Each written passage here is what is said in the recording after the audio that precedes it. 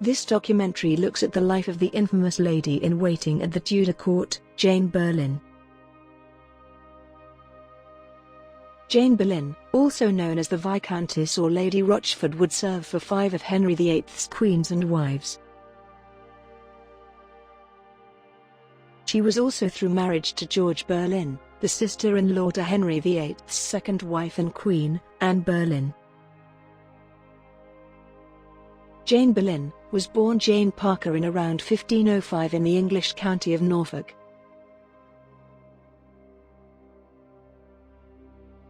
Her father was Henry Parker, 10th Baron Morley, and her mother Alice St. John. Alice St. John was the great-granddaughter of Margaret Beauchamp of Bletsoe. Margaret was the mother of Margaret Beaufort, the mother of Henry VII through her marriage to Edmund Tudor, 1st Earl of Richmond. This blood link would make her Jane a distant relative of Henry VIII, Edward VI, Queen Mary and Elizabeth I.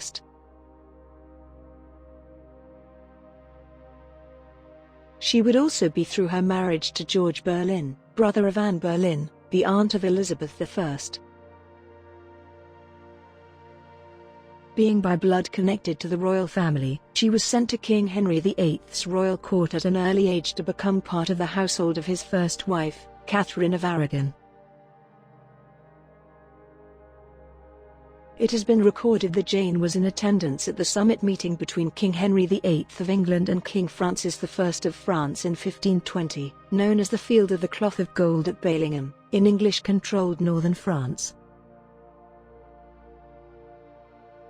As a young lady at King Henry's court, she would take part in many events as an actress or a dancer to entertain the king, including the Chateau Vert Masquerade in 1552, where she would perform alongside her future sisters-in-law, Anne and Mary Boleyn.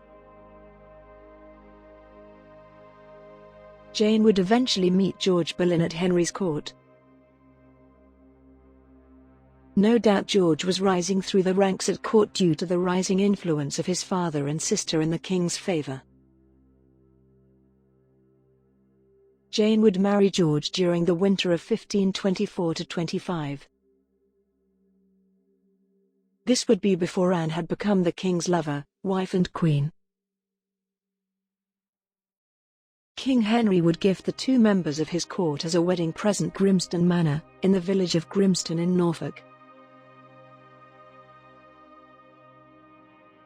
In 1526, King Henry would begin his relationship with Anne Boleyn, although Anne refused to any sexual relationship with the king until his marriage to Catherine of Aragon was dissolved.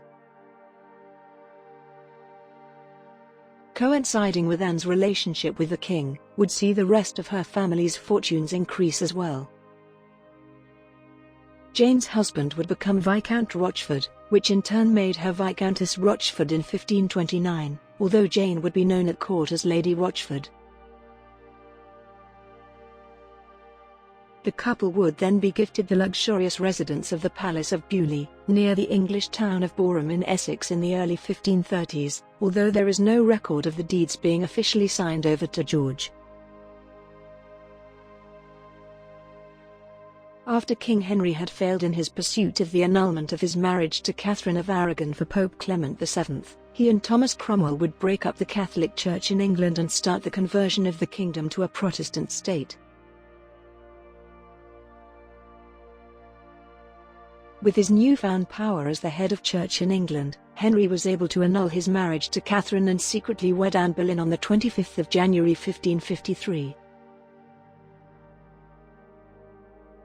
The marriage would make Jane sister-in-law to both the King and Queen of England.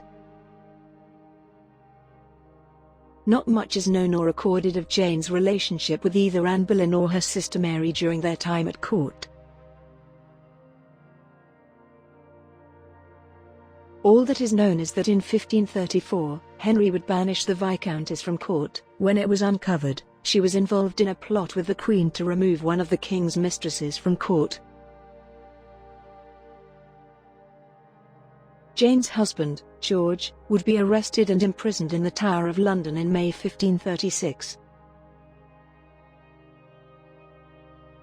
The alleged charges were for having sexual intercourse with his sister, Anne, Queen of England. The charges were never proved, but were created by the Boleyns' enemies at court and were brought to a head by the Countess of Worcester. The only role Jane would have at her husband's trial was to be asked if she knew of any issues between the King and Queen's sexual relationship in their marriage.